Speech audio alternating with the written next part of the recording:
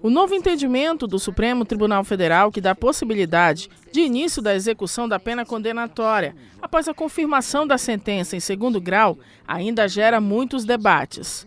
Para uns, ofende o princípio constitucional da presunção da inocência, porque autoriza o cumprimento da pena antes do trânsito em julgado da condenação.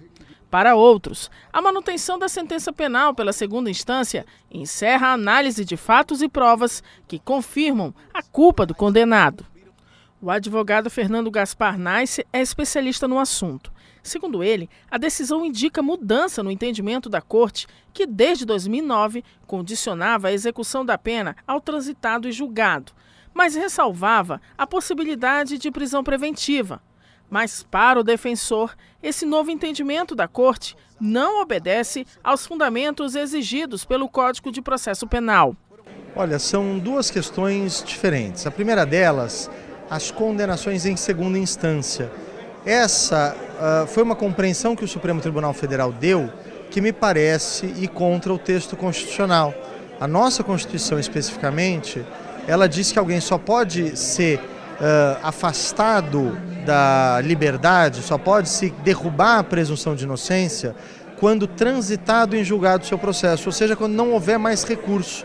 No caso, quando se tem ainda pendente recurso em Brasília, a nossa Constituição Federal diz que aquela pessoa deve permanecer em liberdade. Acho que o Supremo Tribunal vai voltar atrás no seu entendimento.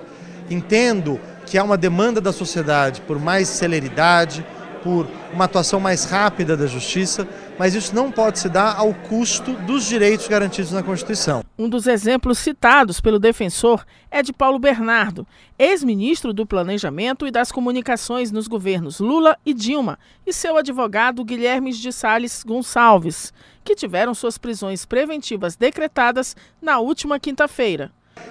Só é possível prender alguém durante o processo quando alguns requisitos tiverem sido observados. Se aquela pessoa tentou fugir, se aquela pessoa tentou atrapalhar a investigação, tentou produzir provas falsas, tentou ameaçar testemunhas. Fora dessas hipóteses, não é possível se prender. Foi isso que o Supremo Tribunal Federal, o ministro Dias Toffoli, entendeu ao determinar a soltura do ex-ministro Paulo Bernardo.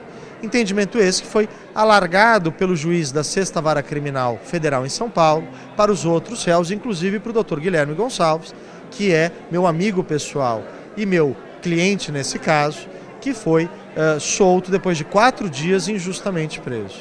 O jurista finalizou dizendo que é preciso ter muita cautela para que direitos constitucionais não sejam cerceados. Direitos humanos são um conceito voltado a proteger a sociedade contra o Estado. Quando é o Estado quem coloca em risco a liberdade de uma pessoa fora das hipóteses da lei, nós estamos falando de direitos humanos.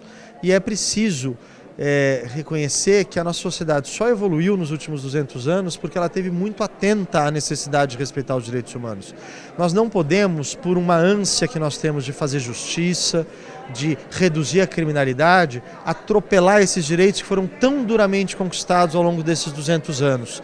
É preciso ter paciência, é preciso melhorar os meios de investigação, dar mais recurso ao Ministério Público. Ninguém aqui defende a corrupção, mas a luta contra a corrupção ela tem que se dar par e passo com respeito aos direitos humanos.